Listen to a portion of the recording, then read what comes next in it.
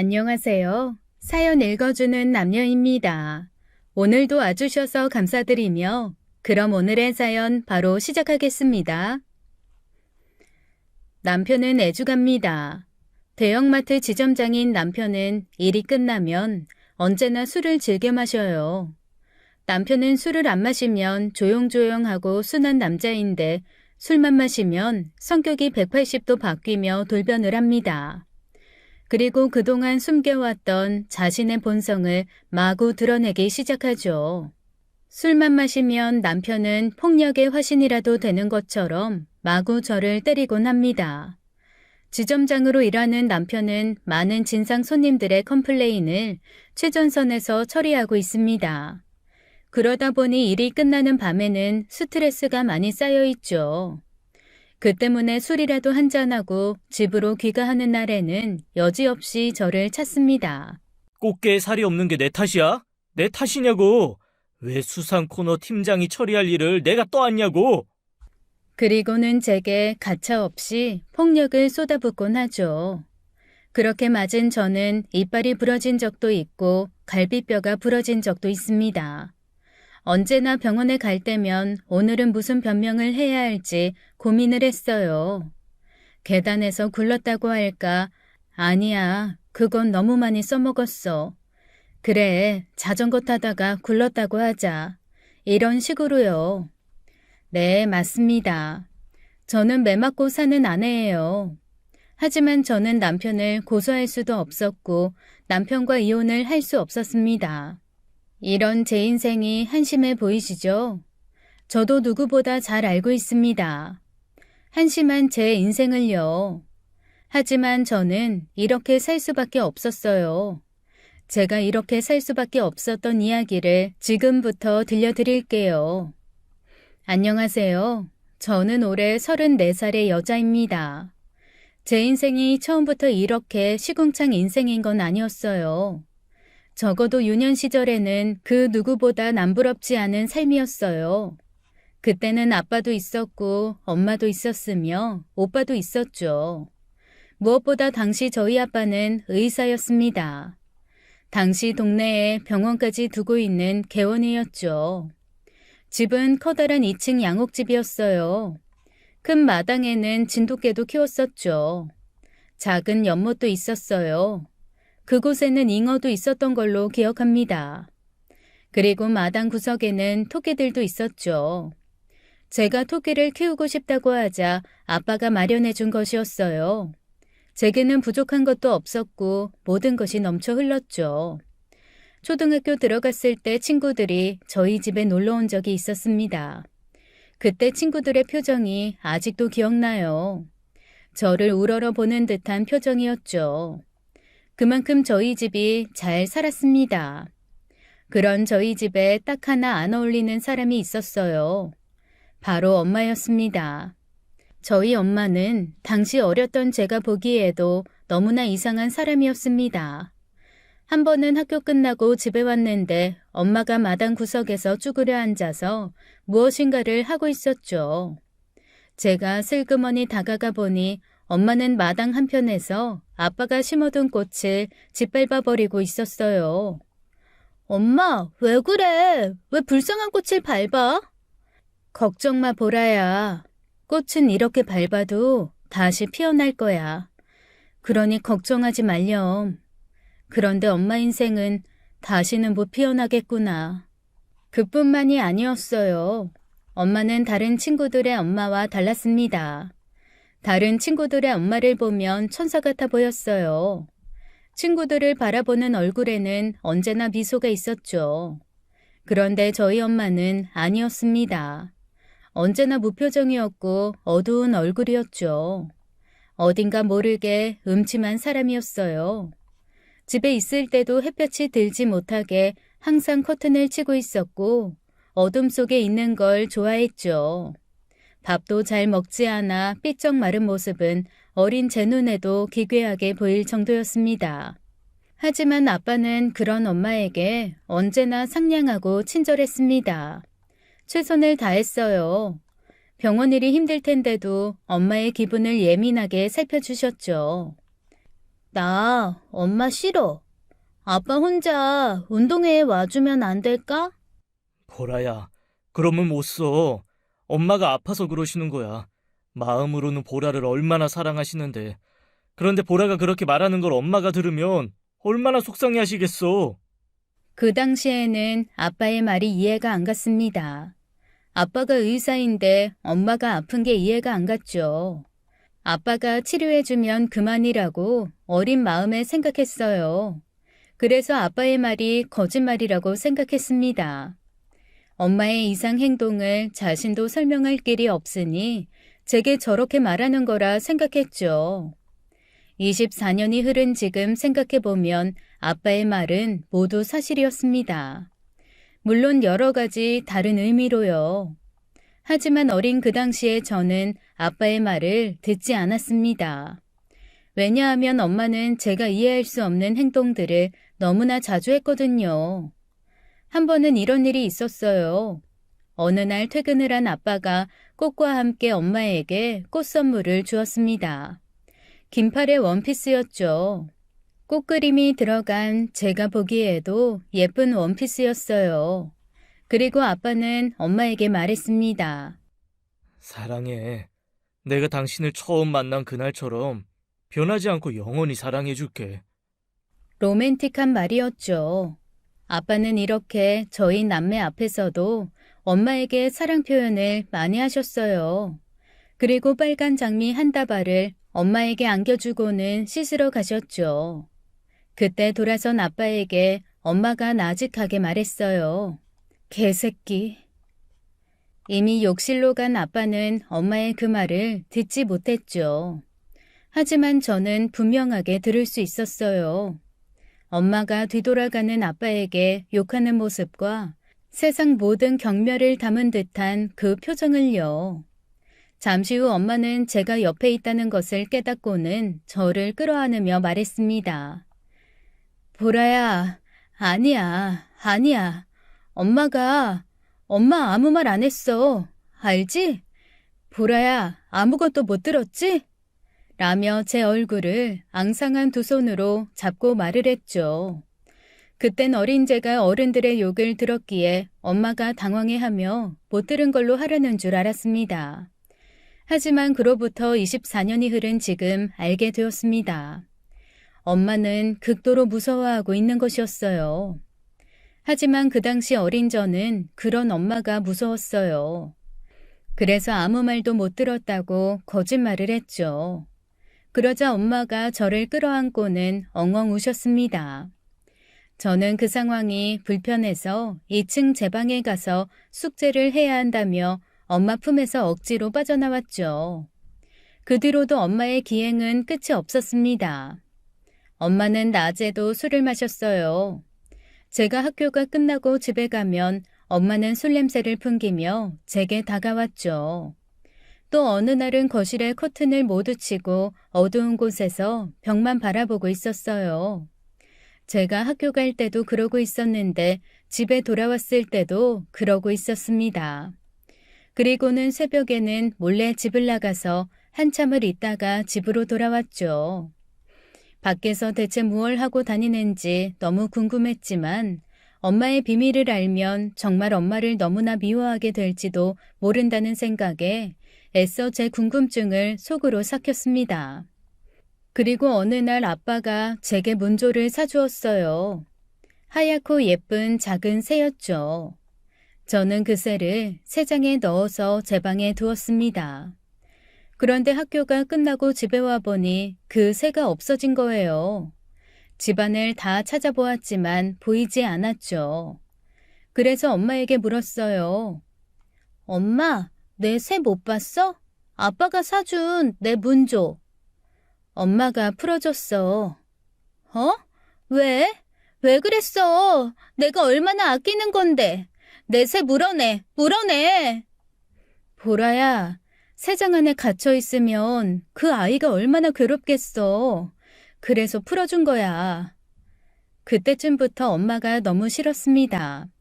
미웠어요. 그래서 일기장에도 일기를 썼어요. 하느님에게 제 소원 좀 들어달라고요. 엄마가 싫다고요. 다른 엄마를 달라고요. 어리고 철없던 시절이었죠. 그런데 하느님이 정말 제 소원을 들어준 건지 다음날 새벽 엄마가 저희 곁에서 완전히 사라지고 말았습니다. 그날 밤 저는 제 방에서 자고 있었는데 엄마가 저를 조용히 깨웠어요. 보라야, 보라야 일어나. 엄마? 나 졸려. 왜 그래? 보라야, 엄마하고 어디 좀 가자, 응? 어디를 가? 싫어. 보라야, 엄마랑 가서 살자, 응? 엄마랑 둘이 행복하게 살자. 이 집에서 나가서 같이 사는 거야, 내 딸. 보라도 좋지? 싫어. 나 엄마랑 사는 거 싫어. 아빠가 좋아. 그리고 나 졸려. 보라야, 보라야. 그렇게 말하고 이불을 뒤집어 쓰고 다시 잠에 들었죠. 아침에 잠에서 깨어나 보니 엄마가 없었습니다. 그제야 지난밤 엄마가 한 말이 떠올랐죠. 꿈인 줄 알았는데 진짜 엄마가 집을 나가버린 것이었습니다. 그날 이후 우리 집의 온도는 완전히 바뀌어버리고 말았어요.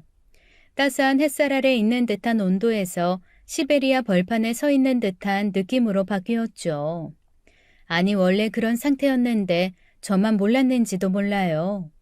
제게는 친오빠가 한 명 있는데 저보다 6살이 많은 오빠였습니다. 엄마가 집을 나갔을 때 초등학교 3학년이었던 저와는 달리 오빠는 한창 예민해져 있을 시기인 중3이었죠. 그전까지는 사고는 안 쳤지만 제게 그렇게 살가운 오빠는 아니었어요. 그런데 엄마가 집을 나간 이후 완전히 바뀌어버리고 말았죠. 고작 중3뿐이 안 된 오빠가 술을 마시다가 걸리지를 않나 옆 학교 고등학생들 오빠 오토바이를 타고 다니다가 잡혀서 아빠가 경찰서에까지 가야 하는 일도 생겼죠. 그러다가 급기야 학교 친구를 때렸는지 경찰이 집에도 오고 가는 일이 생겼습니다. 언제나 집에서는 아빠와 오빠가 언성을 높이며 싸우기만 했어요. 그리고 그렇게 망가지고 변한 건 오빠뿐이 아니었어요. 엄마가 집을 나간 이후 가장 크게 변한 건 아빠였습니다. 당장 엄마가 집을 나간 날 아침 골프채로 집안 집기 모든 것을 때려 부쉈으니까요. 공포에 몸부림치는 저를 오빠가 데리고 나갔고 저희는 오빠 친구 집에서 밤까지 피신해 있었습니다. 나중에 밤에 조심스럽게 집에 가보니 아빠는 술에 취해 잠들어 있었죠. 그때는 아빠가 엄마에게 배신당해서 상처가 너무 크구나 생각했어요. 불쌍하게 생각했죠. 그날 이후 아빠는 병원 일을 제대로 하지 못했습니다. 엄마를 찾기 위해 이곳저곳을 돌아다니며 알아보았고 때때로 누군가와 전화를 하며 화를 내셨습니다. 대한민국이 이렇게 작은데 사람 하나 못 찾느냐면서요.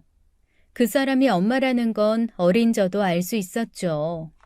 그럴 때마다 아빠는 전화기를 집어던져 부숴버리셨습니다. 그러다가 큰 사고가 터지고 말았어요. 병원 일에 집중을 못하던 차 아빠가 큰 의료사고를 내고 말았죠. 그래서 집도 팔고 병원 문도 닫았습니다. 나중에 오빠에게 들었는데 수술 도중 사람을 죽게 했다고 하더군요. 그날 이후 우리 집은 망해가는 모습으로 변했습니다. 아빠가 마음만 먹으면 다시 재기도 가능했겠지만 아빠는 오직 엄마를 찾는 데만 인생을 쏟아부으셨죠. 무엇보다 아빠는 매일매일 술을 마시더니 알코올 중독자가 되고 말았어요. 아빠 방에 가보면 언제나 소주가 수병씩 뒹굴고 있었죠. 아빠는 완전히 망가져버렸고 저는 이 모든 게 엄마 때문이라는 생각을 지울 수가 없었습니다. 그래서 중학교에 올라갈 즈음 엄마 탓을 하며 난리를 친 적이 있었어요. 그때 오빠가 제 뒤통수를 때리며 엄마 욕을 하지 말라고 했습니다. 엄마에게도 다 사정이 있을 거라면서요. 그딴 사정 알고 싶지도 않았습니다. 그저 유복했던 제 어린 시절 모습만 생각나고 그리워 마냥 엄마를 원망했어요. 그렇게 세월은 지나갔고 저희 집은 정말 말 그대로 완전히 망해 있었습니다. 아빠는 엄마를 찾는데 모든 재산을 탕진했고 매일 술만 마셨어요. 그나마 오빠가 고등학교를 졸업하고 정신을 차려 일을 했죠. 그래서 저희 가족이 간신히 먹고 살 수는 있었습니다. 하지만 그뿐이었어요. 오빠나 저나 대학교는 꿈도 못 꾸고 고등학교만 졸업 후 일을 해야만 했습니다. 오빠는 30이 되었을 때 착한 새언니를 만나 결혼을 했어요. 새언니는 건어물 가게 딸이었는데 통통하고 둥근 사람이 무척이나 순한 사람이었죠. 제게도 참 잘해줬어요. 그렇게 오빠는 집에서 독립을 했고 이제 집에는 저와 아빠만 남았습니다. 아빠는 여전히 술에 절어 삶의 희망을 잃은 모습으로 살았고요.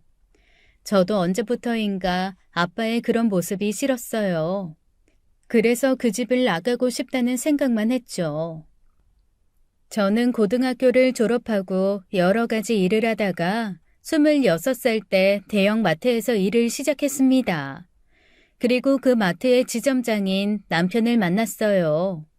남편은 저보다 10살이나 많은 남자였는데 온순하고 착한 사람이었죠. 지점장님은 제게 무척이나 관심을 갖는 남자였어요. 제가 마트 일을 편하게 할 수 있도록 배려도 해주었죠. 그래서 같이 일하는 아줌마들이 저희 둘에게 반은 장난삼아 반은 진담삼아 연결을 해주려고도 했습니다. 그럴수록 남편이 제게 적극 다가와 저도 남편을 만나보게 되었죠. 남편이 너무 좋았다기보다는 이 남자 정도라면 내 주제에는 괜찮다 싶은 생각이었어요. 연애를 하며 남편 집에 가본 적도 있었는데 남편은 막내 아들이었어요. 위로 형이 2명이 있는 집안이었죠. 부모님들도 사랑이 많은 분들이어서 남편은 막내로 사랑을 듬뿍 받고 자란 티가 많이 났습니다. 그 당시 남편 나이가 38살이었어요. 결혼이 시급한 나이였죠. 그래서 시부모님께서도 제게 언제 결혼을 하냐고 재촉을 하셨습니다. 그래서 제 나이 28살 때 남편과 결혼을 추진하게 되었죠. 그런데 그쯤에 큰 사고가 터지고 말았어요. 아빠가 그만 돌아가시고 말았습니다. 알코올 중독 아빠는 한겨울에 포장마차에서 술을 거하게 드시고는 새벽에 길에 쓰러져 잠이 들고 말았어요. 눈이 엄청 오는 날이었어요. 춥고 눈도 오는 날이라 새벽길에 지나가는 사람이 없었나 봐요. 늦은 시간까지 집에 아빠가 들어오지 않아서 저도 아빠를 찾아 근처 지구대로 가보고 밤새도록 돌아다녔지만 아빠를 찾지 못했습니다. 왜냐하면 아빠가 쓰러져 잠든 그 길이 저희 집하고는 전혀 상관없는 동네의 골목길이었거든요. 아빠는 3일이 지나서야 사람들에게 발견되었습니다. 아빠 시신 위로 눈이 쌓여서 그 눈이 녹을 때까지 사람들에게 발견이 안 된 거였습니다. 참담했어요. 잘 나가던 젊은 의사의 마지막이 너무나 비참했으니까요. 모든 게 엄마 때문이라는 생각이 들었죠. 아빠 장례식장에도 찾아오는 사람이 별로 없었습니다. 친척분들 몇 분이 오셔서는 저를 위로해주고 술 몇 잔 드시다가 돌아가신 게 다였죠. 아빠는 친구분들도 없었는지 아무도 찾는 이가 없었습니다. 그 흔한 대학 동문이라든가 의사협회에서도 아무도 아빠를 안 찾았죠. 엄마가 집을 나가고 18년간 엄마를 찾으며 폐인처럼 산 아빠였어요. 인간관계가 멀쩡할 리가 없었죠. 아빠의 죽음으로 저와 남편의 결혼은 잠정 중단되었습니다. 저 역시 친구도 없었기에 이런 제 마음을 위로해주는 사람이 없었어요. 제가 아는 사람이라고는 마트에서 함께 일하는 동료들 뿐이었죠. 그때 마트 식품 코너에 있는 아주머니가 많은 위안이 되어주었습니다. 아빠가 죽기 1년 전에 마트에 들어오신 분이었어요. 처음 그분이 마트에 왔을 때 저는 부잣집 사모님인 줄 알았습니다. 그만큼 옷도 좋아 보였고 왜 그런 거 있잖아요. 얼굴에서 귀티가 나는 거요. 그래서 당시 마트 직원들도 그 아주머니를 손님으로 당연하게 생각해 안내를 하려 했는데 알고 보니 이곳에서 일하고 싶다며 찾아온 분이었습니다. 남편과 면접을 간단하게 진행을 하고 함께 일하게 되었죠. 좋으신 분이었어요. 언제나 주변 동료들에게 친절하게 대하고 배려를 하는 사람이었기에 마트 동료들 사이에서도 큰 구설수 없이 두루 친하게 지내셨죠. 나이차가 많이 났지만 저와도 친해졌어요. 이런저런 사는 이야기를 아주머니가 많이 들어주시고 아빠의 죽음으로 위로해 주셨거든요. 아버지는 어떤 분이셨어? 젊었을 때 의사셨어요. 엄마 도망가고 그 뒤로 술만 마시더니 결국 술 때문에 돌아가시네요. 어머니가 도망을 가셨어? 어머니는 어떤 분이셨는데? 저 10살 때 바람나서 도망가셨어요. 어렸을 때 헤어져서 어떤 사람인지 기억도 안 나요. 보라 씨가 많이 힘들었겠네. 그래도 이렇게 장하게 자랐어. 장하다 장해. 아빠가 죽고 1년 지나 남편과 다시 결혼을 진행하게 되었습니다. 남편 쪽 집에서 원했어요. 남편이 40살이 되기 전에 장가를 보내고 싶다면서요. 저도 남편이 계속 나이를 먹어가는데 제가 결혼을 계속 미루기가 난처했어요. 무엇보다 어서 내 가정을 차려 안정되게 살고 싶었습니다. 그리고 부모도 없는 저를 며느리로 받아주려는 시부모님이 고마웠죠. 그래서 결혼을 바로 진행하려는데 마트 아주머니가 제게 이상한 말들을 늘어놓기 시작했죠.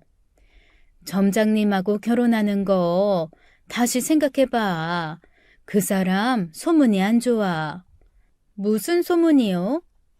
손버릇이 고약하다고 하는데 난 보라씨 점장님하고 결혼하는 거 반대야. 보라씨 젊잖아. 더 좋은 남자가. 그런 말 어디서 들으셨는데요? 누가 그런 말 했는지 말해주세요. 그러니까 말 못하시죠? 출처도 없는 헛소문으로 괜히 사람 모함하지 마세요. 아주머니 그렇게 안 봤는데 실망인데요? 결국 아주머니는 제게 사과를 하셨어요. 자신도 그저 소문만 들었다면서 본인이 너무 주제넘게 참견을 했다고요. 저는 기분이 나쁘긴 했지만 그동안의 정이 있었기에 괜찮다고 하며 넘어갔습니다. 아주머니께서는 말은 그렇게 하셨어도 제 결혼식에 오셔서는 누구보다 축하해 주셨어요. 그렇게 남편과 결혼을 했습니다. 그런데 그토록 원하는 내 가정을 꾸렸는데도 행복하지가 않았습니다.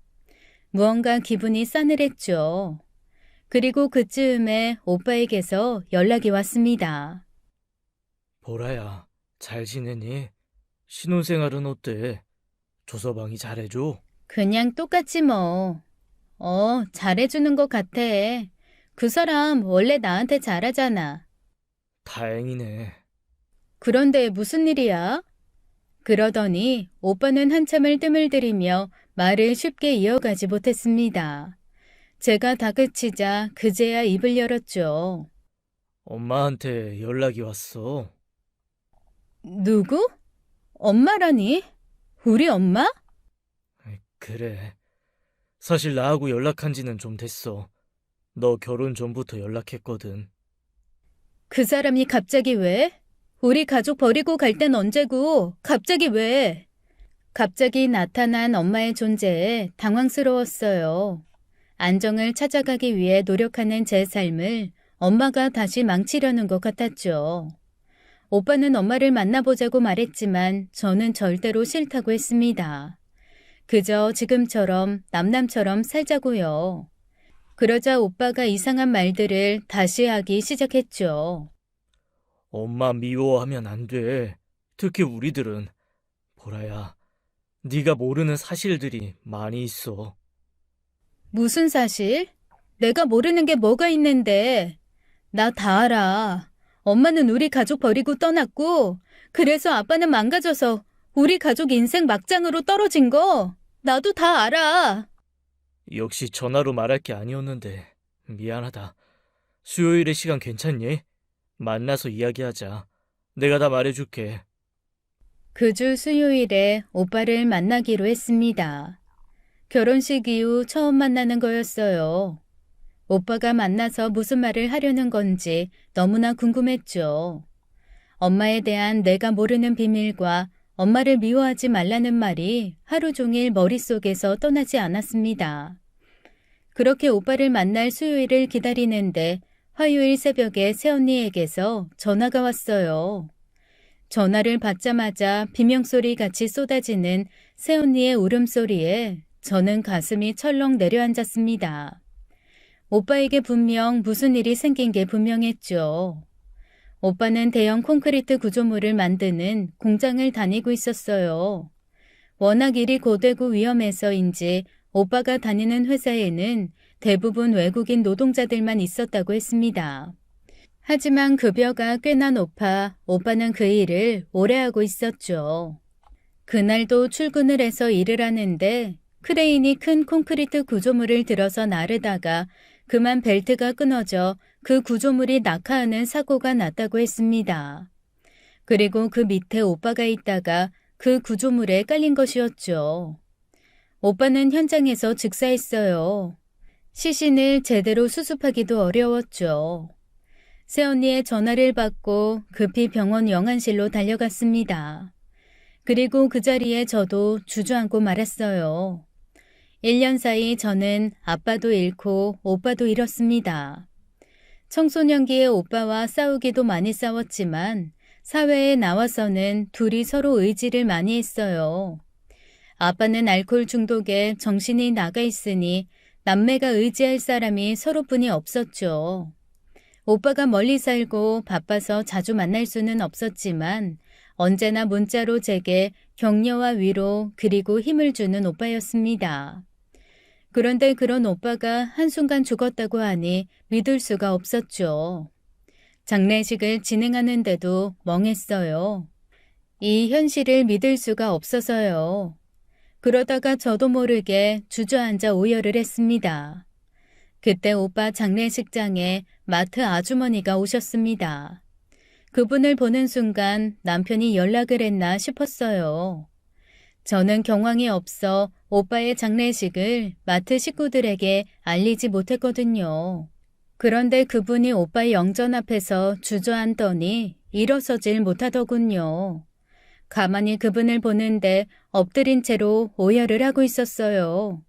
그리고 그 순간 그분이 오빠의 영전에서 하는 말을 듣고 저는 경악을 하고 말했습니다. 찬성아, 찬성아. 아이고 내 아들, 이렇게 허망하게 가버리면 어쩌니. 제 귀를 의심했습니다. 왜 제 오빠에게 아들이라고 칭하며 오열하는지 이해할 수가 없다가 번쩍 눈을 떴죠. 한동안 오열하며 자리에서 일어서지도 못하던 아주머니는 간신히 일어나 제게 인사를 했어요. 저는 바로 아주머니를 끌어 장례식장에서 나왔습니다. 아줌마, 왜 우리 오빠한테 우리 아들이라고 해요? 네? 설마. 미안하다 보라야. 내가 네 엄마야. 항상 말하고 싶었어. 네가 내 딸이라고. 숨기려고 숨긴 게 아니었다. 와, 제대로 극적이게 와주시네요. 오빠가 죽으니까 이제야 나타나요? 엄마라고요? 20년간 연락도 없다가 갑자기? 왜요? 오빠 사망보험금 탐나서 나타났어요? 그동안 아주 제대로 나를 속였네요. 보라야, 절대 그런 거 아니야. 나는 나가요. 나는 아줌마 말 듣고 싶지도 않고 엄마라는 사람 보고 싶지도 않으니까 나가라고요. 당신이 내 엄마라면 제발 내 인생에 다시 들어오지 말아요. 어처구니가 없었어요.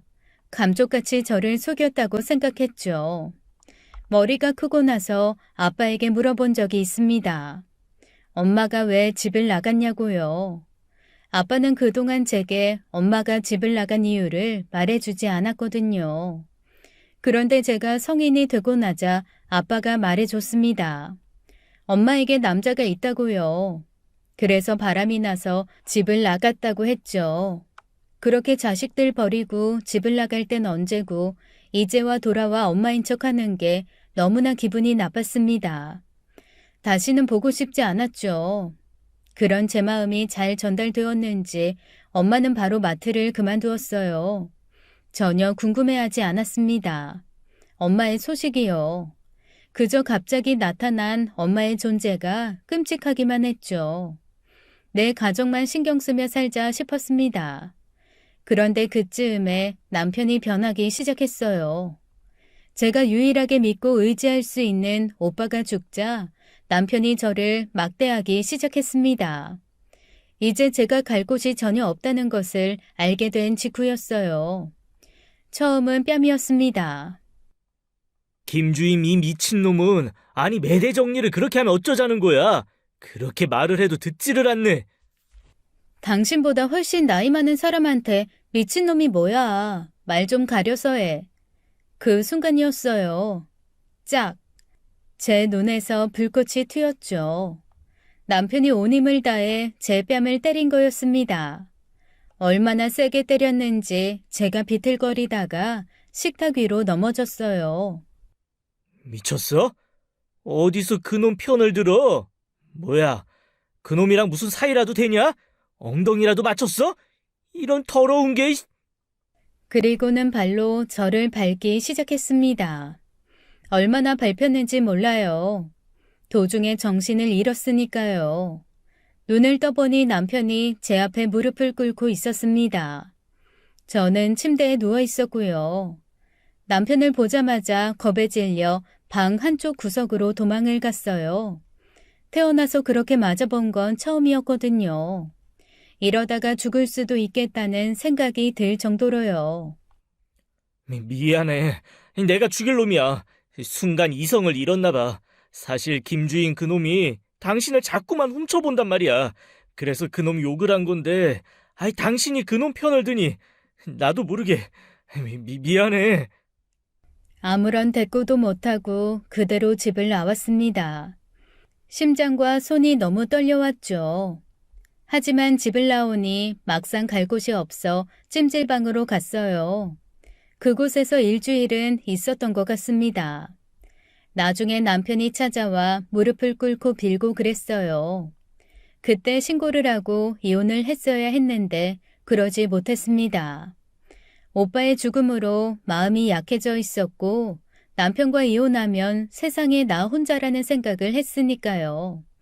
그리고 김주임에 대한 남편의 설명을 들으니 정말 오해를 해서 그런가 하기도 했고요.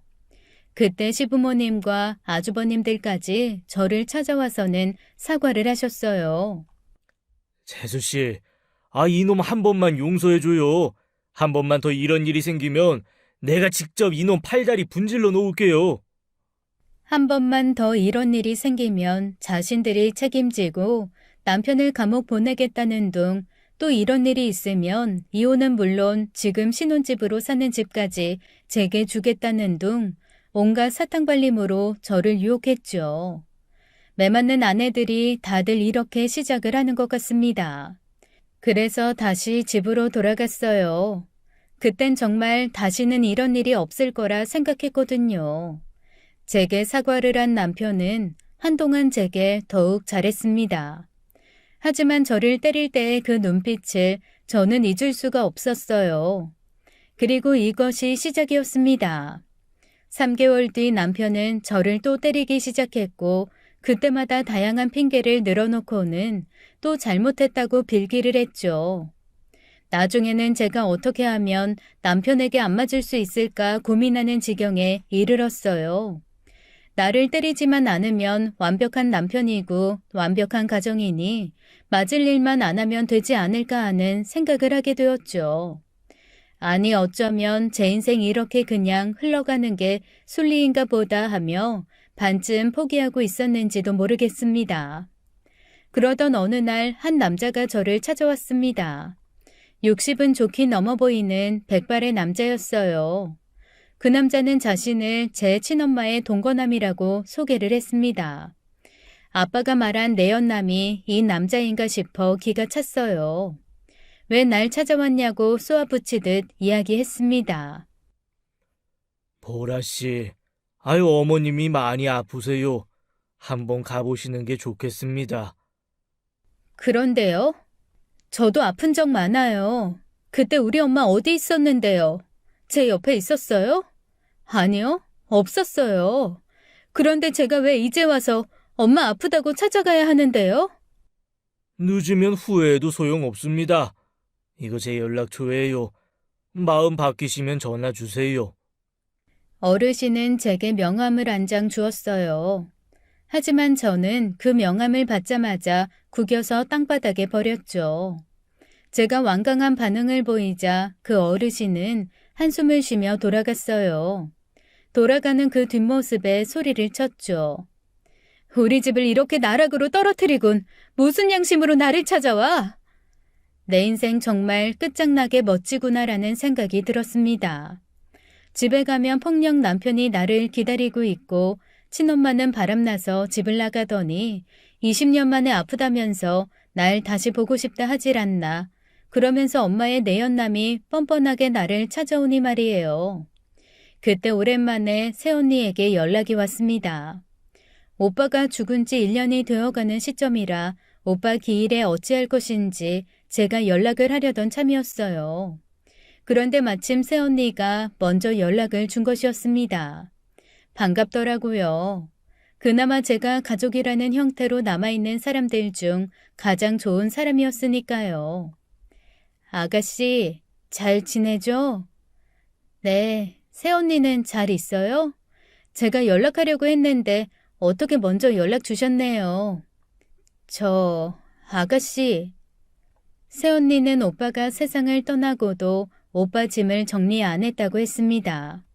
그만큼 새언니에게도 오빠의 죽음은 믿기 힘들고 참담한 거였죠. 그런데 기일이 다가오기에 오빠 좋은 곳으로 가라는 의미로 조금씩 짐을 정리하다가 무엇인가를 발견했다고 했습니다. 오빠가 죽기 전에 아가씨에게 할 말이 있다고 했어요. 그런데 자기는 말주변이 없어서 어떻게 말해야 할지 도무지 모르겠다고 끙끙거리더라고요. 그래서 제가 말로 힘들면 편지를 써보라고 했거든요. 편지요? 네. 그런데 찬성 씨가 그랬어요. 자기는 중학교 때 이후 평생 글 써본 적 없는데 어떻게 편지를 쓰냐고요. 그런 거 못한다고요. 그래서 편지를 안 쓰나 보다 했는데 얼마 전에 찬성 씨 짐 정리하다가 아가씨한테 쓰려던 편지 발견했어요.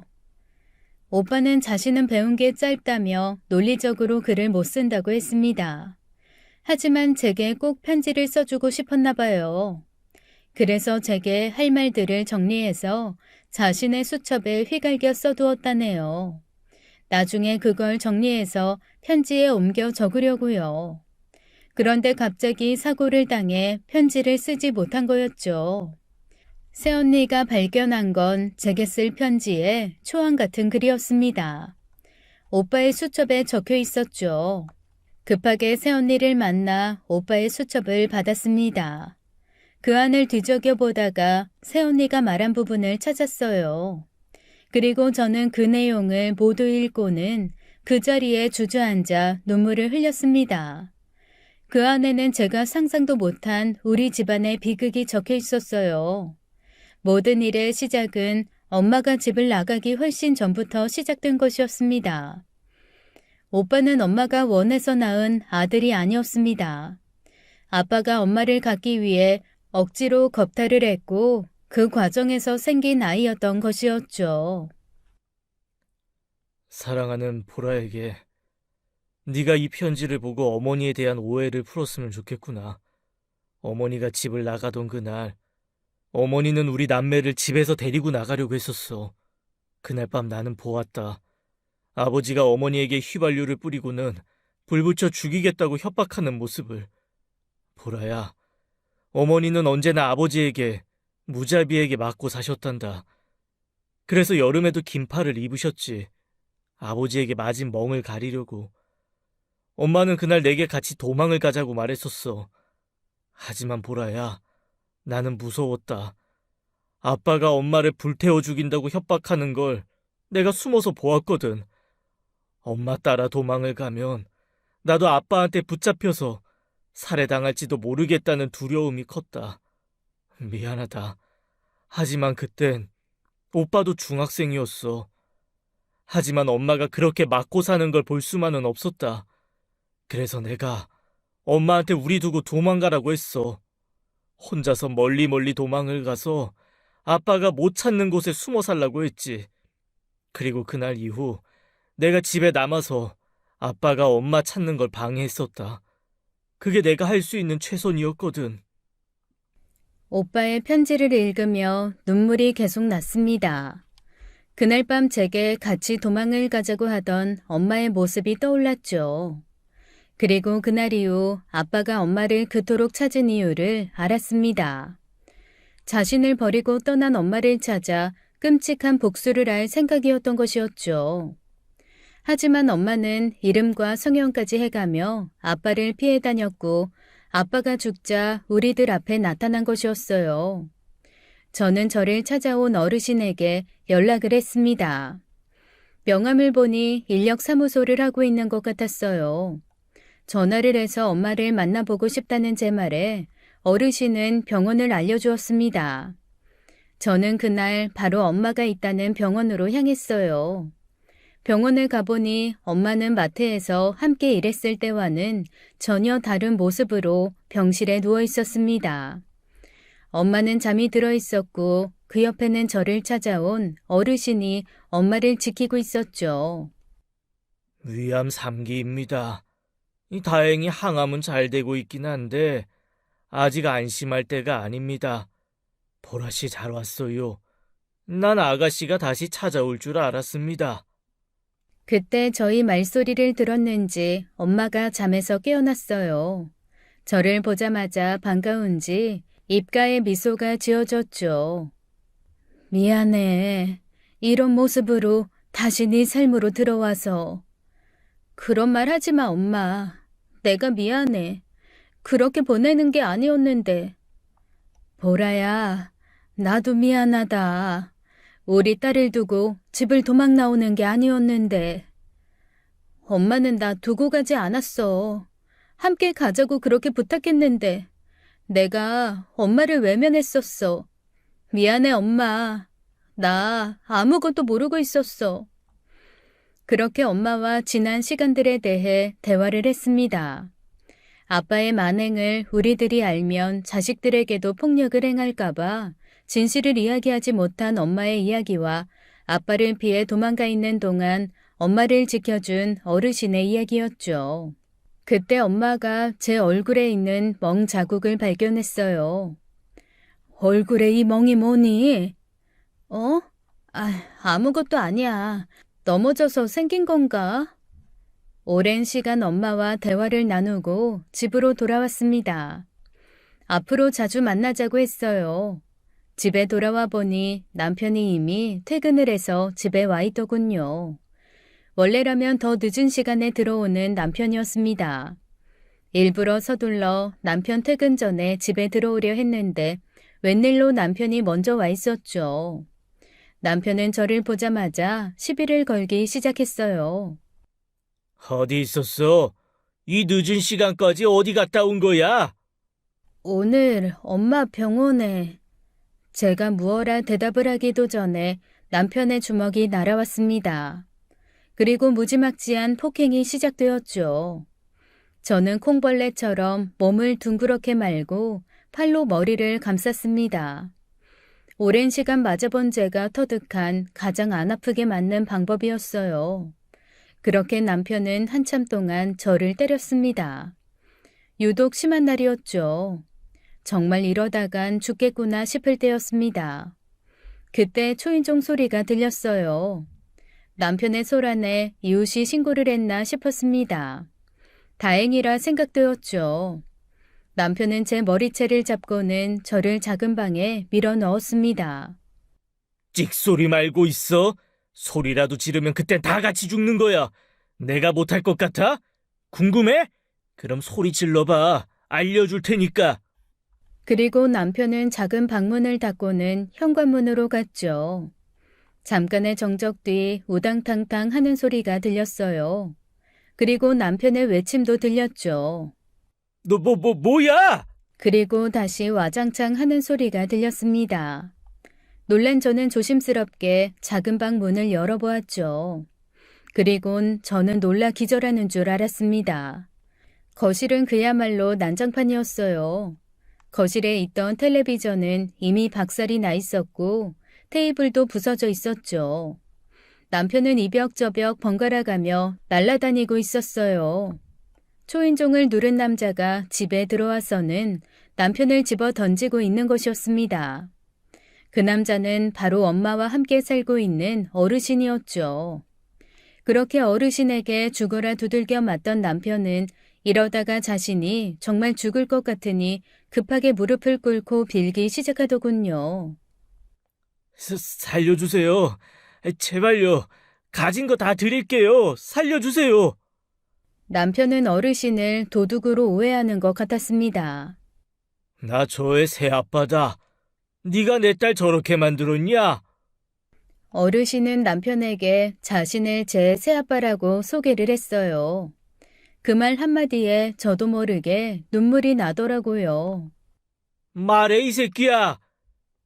그게 저 여자가 아니 선생님 새로운 따님분이 말도 없이 너무 늦게 들어오면서 수상한 행동을 하는 것 같아서. 수상한 행동을 하는 것 같아? 네. 그래서 제가 교육 삼아서 선생님께서도 이해하시죠?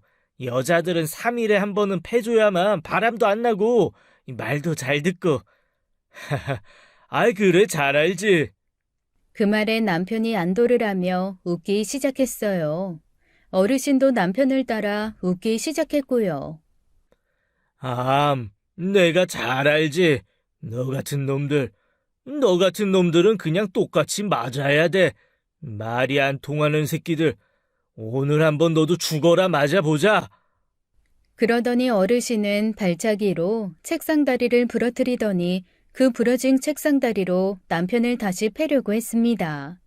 그 모습에 남편은 기겁을 하며 넙죽 엎드려 벌벌 떨기 시작하는데 오줌까지 지린 건지 남편 바지에서 노란물이 줄줄줄 흘러나오기 시작했죠. 저는 어르신이 정말 남편을 때려 죽일까봐 급하게 달려가 말렸습니다. 남편을 위해서가 아니라 어르신이 살인자가 될까봐 걱정이 되었거든요. 급하게 그분을 잡아 끌어서 집 밖으로 나갔죠. 집을 나와 그분과 집 근처 놀이터 의자에 앉았습니다. 감사합니다. 어르신 아니었으면 저는 오늘 아마 맞아 죽는 날이었을 것 같아요. 어떻게 알고 찾아오셨어요? 그런 놈은 더 두들겨 팼어야 하는데 왜 말리긴. 네 엄마가 너 걱정된다고 하길래 따라와 봤다. 얼굴에 있는 멍이 사람한테 맞은 멍 같다고. 그렇게 말하더니 품에서 손수건을 꺼내서는 제 얼굴을 닦아주셨죠. 아마도 제 얼굴에 피가 묻어 있었나 봐요. 반평생 아빠에게 맞고 사신 엄마는 제 멍만 봐도 어떻게 생긴 멍인지 아시는 것 같았습니다. 그 사실에 또 한 번 가슴이 아팠죠. 저도 모르게 그 자리에서 오열을 했습니다. 어찌 젊었을 적 지 엄마랑 똑같은지? 생긴 게요? 아니, 그냥 언제 죽어도 상관없다는 듯한 그 위태위태한 얼굴이 똑 닮았다고. 그러더니 어르신은 엄마를 만난 이야기를 제게 해주었습니다. 젊었을 때 내가 뒤를 봐주던 술집이 있었는데 네 엄마가 허구한 날 그 집에 와서는 술을 그렇게 마시는 거야. 맨날 외상만 하고 돈도 안 주고. 그런데 하루는 너무 기분이 이상하더라고. 그래서 술 취한 네 엄마를 따라가 보는데 나 참 다리에서 뛰어내리려고 하더라고. 그래서 내가 붙잡았지. 뭐하러 생목숨 버리냐고. 내가 도와주겠다고. 그렇게 엄마를 설득한 어르신이 지금까지 엄마와 함께 살고 있다고 말했습니다. 나중에 알았지. 나 같은 놈이랑 같이 사는 이유를. 무슨 이유인데요? 뭐가 그렇게 무서운지 평생을 덜덜 떨면서 살더라고. 그래서 물어보니 전 남편이 자신을 찾으면 태워 죽일지 모른다나? 몹쓸 인간 같은 이라고. 그래서 내가 지켜준다고 걱정 말라고 했지. 보는 것처럼 내가 한 주먹 가거든. 내가 젊었을 때 알아주는 건달이었어. 어르신은 엄마가 자신을 사랑해서가 아니라 그저 자신을 지켜줄 수 있는 남자기에 자기 옆에 있는 것 같다고 말했어요. 그러면서 씁쓸해했죠. 갈 곳이 없는 저는 잠시 그분 집에서 지내기로 했습니다. 어르신이 엄마와 함께 살던 집이었죠. 그 집에 가보니 엄마가 어떻게 살아왔는지 보이는 것 같았어요. 다음날 다시 엄마가 있는 병원에 갔습니다. 엄마는 저를 보자 제 얼굴을 만지며 말했어요. 매 맞고 살지 마. 우리 딸은 엄마처럼 살지 마. 너 스스로 아끼고 날개 펴고 살아. 새장 안에서 살지 말고 헐헐 날면서. 그 말에 엄마 손을 붙잡고 펑펑 울었습니다. 알겠다고 수십 번 대답을 했죠. 다시 엄마 집으로 돌아온 저는 남편과의 이혼을 진행하려 했습니다. 그리고 며칠 뒤 집으로 사복 경찰들이 찾아왔어요. 강민구 씨, 폭행 신고가 들어와서 그러는데 서로 함께 가시죠. 남편이 폭행으로 경찰에 신고를 한 거였습니다. 마트에서 일한 아주머니가 제 친정 엄마라는 것을 오빠 장례식장에서 이미 알았던 남편이었죠. 그래서 엄마의 이력서를 뒤져서 이곳 주소지를 경찰에게 알려준 거였어요. 경찰이 어르신을 폭행 혐의로 잡아갔고 저도 급하게 따라 나섰죠. 강민구 씨, 2일 전에 조상민 씨 집으로 무단 침입하셔서 폭행하셨었죠? 무단 침입은 아니에요. 제가 이분 부른 거예요. 그 집은 제 집이기도 하잖아요. 다행히 제 주장에 무단 침입은 아니라고 했죠. 어르신께서 무단 침입을 해서 남편을 폭행한 걸로 기소가 된다면 꽤나 큰 문제가 될 거라고 경찰이 말했거든요. 문제는 어르신의 폭행이었어요. 경찰 말에 의하면 남편이 입원을 했는데 엄청 많이 다쳤다고 하더군요. 강민구 씨 젊었을 때 이력이 화려하시네. 웬만한 사람들은 명함도 못 내밀겠어요. 땡땡파 식구셨네. 20년 동안 조용히 살다가 왜 갑자기 사고를 치셨나 몰라. 아무튼 합의하셔서 고소 취하하세요. 강민구 씨는 합의 못하시면 구속수사로 진행될 수도 있어요. 저 때문에 어르신이 많이 난처한 상황이 되었습니다. 그래서 제가 나섰어요. 저 때문에 이분이 감옥에 갈 수는 없었습니다. 저도 맞고소 할래요. 저 남편한테 맞고 살았어요. 그런데 이분이 저 구해주신 거라고요. 그날 이분 없었으면 형사님들 아마 살인사건 수사하셨을 거예요. 제가 그날 맞아 죽었을 테니까요. 1년 동안 남편한테 맞아서 이빨도 나가고 갈비뼈도 부러졌다고요. 제 말에 경찰이 놀라더군요. 아직도 그런 놈이 있냐면서요. 그리고 증거가 있냐고 물었습니다. 저 사실 남편이 저를 때릴 때마다 병원에서 진단서도 끊었고 남편이 때려서 미안하다고 제게 사과하는 카톡 문자들까지 하나하나 남김없이 모두 증거로 만들어서 가지고 있었습니다. 헤어질 용기가 없어서 그동안 써먹지 못했지만 결심이 서면 남편을 고소할 생각이었죠. 그리고 지금 그 결심이 섰습니다. 저는 남편을 고소하겠다고 하며 고소장을 접수하고 경찰서를 나왔습니다. 이걸로 남편하고 합의해볼게요. 어르신 고소권 취하해주면 저도 고소 안 하겠다고요. 그러면 형사처벌 형량은 약해질 거예요. 말도 안 되는 소리 말아라. 그딴 거래 할 생각도 마. 저는 남편과 거래를 할 생각이었습니다. 제 폭행을 고소 안 할 테니 너도 하지 말라고요. 물론 둘 다 진단서가 있는 상황이라 처벌을 완전히 면하기는 어려웠지만 서로 처벌을 원치 않는다고 합의만 하면 충분히 벌금형 정도로 끝날 만했죠. 그런데 어르신의 뜻은 의외였어요. 절대 그런 거래를 하지 말라고 하셨죠. 나 때문에 그딴 놈 용서할 생각 일절 말아라. 아이, 그런 놈은 제대로 콩밥을 먹어봐야 해. 허튼 생각하지 말거라. 하지만 그렇게 안 하면 남편도 어르신 고소한 걸 취하 안 할 텐데요. 그러면 어르신도 아이, 내 걱정을 왜 해? 내가 말했잖냐. 건달이었다고. 나 같은 놈 감옥 드나드는 게 무엇 대단한 일이라고, 이 걱정은. 어르신은 그렇게 말했지만 저는 걱정이 되었습니다. 무엇보다 어르신이 감옥에 간다면 암투병 중인 엄마가 충격을 받을 게 분명했죠. 하지만 절대 남편과 이걸로 협상을 하지 말라는 어르신의 뜻이었어요. 그래서 저는 모든 증거를 모아 남편을 고소했습니다. 손으로만 때린 게 아니었기에 남편을 특수폭행으로 고소를 했죠. 고소장 접수 후 며칠 뒤 남편에게 먼저 연락이 왔습니다. 변호사와 이야기를 했는지 제게 먼저 합의를 제안하더군요. 네 엄마 기둥 서방이 나 두드려 팬 거 나도 고소 취할 테니까 너도 그렇게 해. 아니면 얄짤없이 네 새아빠 감옥 보낼 거야. 말 들어보니까 정과 많은 범죄자도만. 말 함부로 하지 마. 그리고 너 고소 취하할 생각 없으니까 이제 연락하지도 말고. 그리고 너 이혼 소송도 진행할 거야. 위자료 소송도 진행하고. 감옥에 들어가서 인생 종치게 해줄게. 그렇게 말하고 전화를 끊어버렸죠.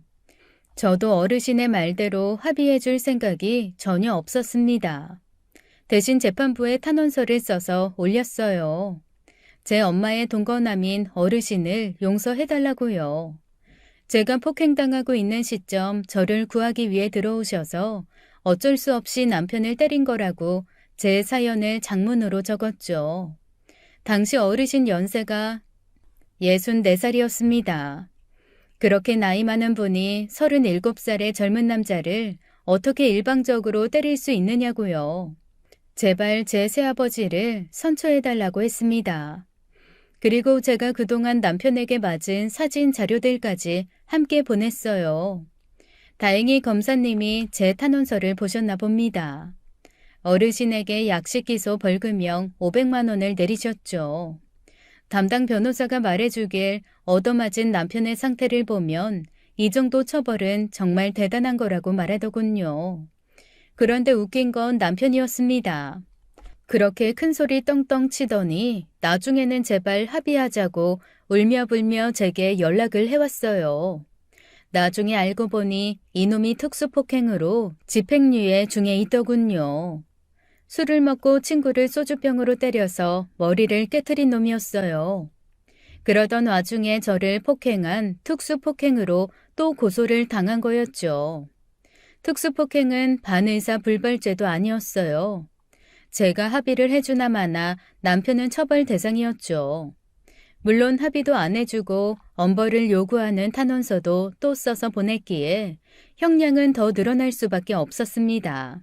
무엇보다 집행유예 기간 중 또 사고를 쳤으니 말이죠. 결국 남편은 징역 5년형에 처해졌습니다. 앞서 저지른 죄까지 함께 받았죠. 그리고 저는 이혼 소송과 위자료 소송을 진행했어요.